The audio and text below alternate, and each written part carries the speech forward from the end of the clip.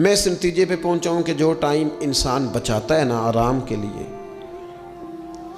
اس time میں بے پناہ سستی اسے گھیر لیتی ہے۔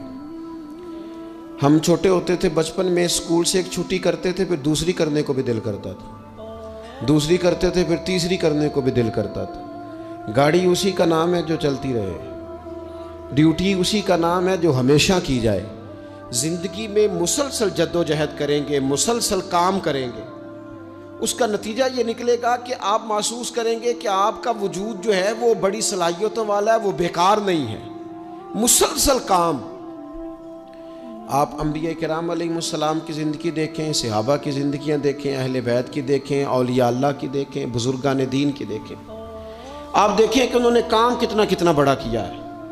ہم کبھی ان کو پڑھتے ہیں تو حیران ہو جاتے ہیں کہ یار اتنے مختصر وقت میں اتنا زیادہ کام تو ممکن ہی نہیں۔ اعلیٰ حضرت رحمۃ اللہ علیہ نے 1000 کتاب لکھ دی، امام بخاری نے پوری دنیا میں گھوم کر احادیث جمع کر کے ایک جگہ پہ اکٹھی کر دی، اور پھر اصول وضع کر دیے حدیث پاک کے کہ حدیث کس طرح قبول کی جائے گی، پھر اس میں فرق کر دیا کہ صحیح کون سی ہے، متواتر کون سی ہے، حسن کون سی ہے، ضعیف کون سی ہے، موضوع ہو تو پھر اس کے قاعدے کیا ہیں۔ اتنا کام بزرگوں نے کر دیا۔ جد و جہد تھی زندگی میں، مسلسل ڈیوٹی کرتے تھے۔ جب مسلسل کام کرتے ہیں نا، نبی پاک صلی اللہ تعالیٰ علیہ وسلم نے فرمایا جو آدمی محنت کرے، کوشش کرے اور شام کو تھک کے سو جائے، اللہ اس کے پچھلے گناہوں کو معاف فرما دے گا۔ تو چلتے رہیں، جد و جہد کریں، ہمت کریں، کوشش کریں۔ کبھی کبھی یوں ہوتا ہے کہ انسان سمجھتا ہے کہ میں نے کوشش تو کی تھی، لیکن یار یہ میرے کوشش کرنے سے کوئی نتیجہ نہیں نکلا۔ عارف رومی رحمۃ اللہ علیہ فرماتے ہیں کہ ایک شہر ایسا تھا جس میں ایک بیماری بار بار حملہ کرتی تھی، تو 3-4 پہاڑیاں ایک دوسرے کے اوپر تھیں، اکٹھے پہاڑ بنے ہوئے تھے، اس کے اوپر وہ جڑی بوٹی تھی جس سے اس بیماری کا علاج ہوتا تھا۔ تو کئی حکیموں نے بتایا کہ اگر وہ جڑی بوٹی حاصل کر لی جائے تو تمہارے شہر کے لوگ صحت یاب ہو سکتے ہیں، پر وہ 4 پہاڑیاں اوپر نیچے، اور پھر ڈھلان بڑی سیدھی تھی، جو پیر رکھتا پھسل جاتا، کوئی جرت ہی نہ کرتا اوپر جانے کی، لیکن لوگ بیمار تھے، تکلیف میں تھے۔ بالآخر ایک شخص نے ارادہ کیا کہ کب تک لوگوں کو بیماری سے سسکتے، تڑپتے، مرتے دیکھتا رہوں گا۔ اس نے کلاڑا اٹھایا، ہتھوڑا اٹھایا، پہاڑ کاٹنا شروع کیا کہ میں سیڑھیاں بناؤں گا اوپر جانے کے لیے۔ فرماتے ہیں کہ وہ پہاڑ کاٹ رہا تھا تو جو قریب آتے تھے نا، وہ اسے کہتے تھے پاگل ہو گیا تو وہ اکیلا بندہ کیسے پہاڑ کاٹے گا، بیوقوف ہے، چھوڑ دے۔ اس نے کہا یار تم ساتھ نہیں چل سکتے تو حوصلہ شکنی تو نہ کرو، مجھے کچھ کرنے تو دو۔ سالوں لگ گئے، ایک پہاڑ کاٹ کے سیڑھیاں بنائی اس نے، پھر دوسرا پہاڑ شروع کیا، پھر سالوں لگ گئے، اور 2 پہاڑ کاٹے تھے، بڑھاپا آ گیا، بیمار ہو گیا، موت کا وقت آ گیا۔ اب چونکہ سیڑھیاں بن گئی تھی تو 2 پہاڑ کٹ گئے تھے، وہاں تک لوگ آنے جانے لگے تھے۔ این اس وقت جب وہ دنیا سے جا رہا تھا، پھر بھی کچھ لوگ حوصلہ شکنی کر رہے تھے، اسے کہہ رہے تھے خدا کے بندے کیا نتیجہ نکلا۔ کچھ لوگوں کی ڈیوٹی ہوتی ہے اپوزیشن کا کردار ادا کرنا، وہ ہر موقع پر حوصلہ شکنی کرتے۔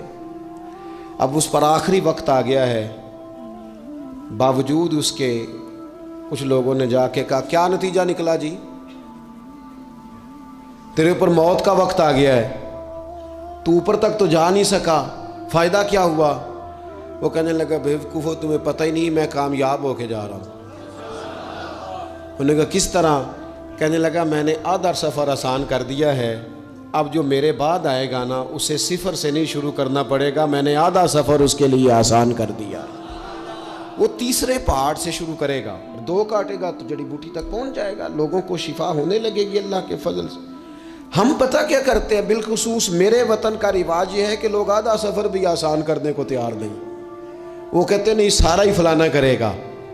جتنے انبیاء دنیا میں آئے نا میرے دوستو، وہ سارے کامیاب گئے، لیکن کسی کے ساتھ 4 امتی، کسی کے ساتھ 10، کسی کے ساتھ 100، کسی کے ساتھ 200، لیکن نبی کامیاب گئے۔ کیوں؟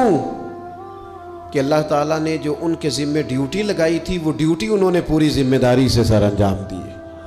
اس ڈیوٹی میں انہوں نے کبھی کوئی کمی دکھائی تو اپنی زندگی میں جد و جہد کریں، کام کریں، بیٹھ کر صرف بات نہ کریں، تنقید نہ کریں، بیٹھ کر صرف منصوبہ بندی نہ کریں۔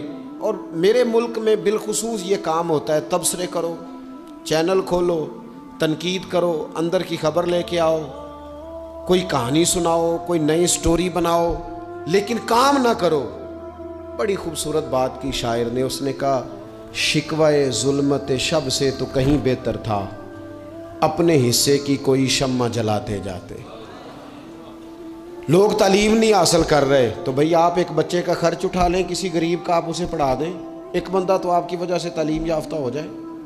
لوگوں کو کھانا نہیں مل رہا، بھوکوں مر گئے لوگ، حکومتیں کچھ نہیں کر رہی، آپ 10 بندوں کی ذمہ داری اٹھا لیں، آپ غریبوں کو دیکھ لیں، 10 لوگوں کے گھر میں آپ کھانا پہنچانا شروع کریں۔ اور یہ ہوتا رہا ہے، لوگ یہ کام کرتے رہے، یہ ڈیوٹیاں ہمارے بزرگوں نے سر انجام دی ہیں، 2 کر کے، 4 کر کے، 6 کر کے انہوں نے کام کیا ہے۔ اپنی ذمہ داری کا احساس کریں، مسلسل کام کریں، مسلسل جد و جہد کریں، مسلسل ڈیوٹی کریں۔ اور پھر میری تیسری گزارش آپ سے یہ ہے کہ جس طرح آپ اپنے اپنے گھر میں آپ کی ذمہ داریاں ہوتی ہیں، اور اگر آپ ذمہ داری ادا نہیں نہ کرتے تو احتجاج ہوتا ہے۔ ماں کو ٹائم نہیں دیتے تو ماں بھی احتجاج کرتی ہے، گھر والی کو ٹائم نہیں دیتے تو وہ بھی احتجاج کرتی ہے، دوستوں کو وقت نہیں دیتے تو وہ بھی اس کا شکوہ کرتے ہیں۔ تو آپ کے ذمے جتنی بھی ذمہ داریاں ہیں، آپ پڑھاتے ہیں، کلاس میں وقت پہ نہیں آتے تو اس کا اظہار کیا جاتا ہے۔ ہم نے اپنے اپنے ذمے جو ذمہ داریاں لی ہیں پوری کرتے ہیں۔ میں آج آپ کو یہ پیغام دینا چاہتا ہوں کہ ایک ایک ڈیوٹی دین کی بھی اپنے ذمے لیں، ایک ایک ڈیوٹی، ایک کام اپنے ذمے لے لیں۔ آپ اپنے اپنے علاقے کی مسجد میں جھاڑو دینے کی ڈیوٹی لے لیں، آپ یہ ذمہ داری لے لیں کہ مجھ سے کچھ نہیں ہو سکتا تو میں ہفتے کے بعد مسجد میں جاؤں گا اور قرآن مجید کو میں صاف کر کے، جھاڑ پونچھ کے، ترتیب کے ساتھ مرتب کروں گا۔ مجھے اگر ناظرہ قرآن مجید ٹھیک پڑھنا آتا ہے تو میں 10-11 بچوں کا روز سبق سنوں گا، آگے پڑھاؤں گا۔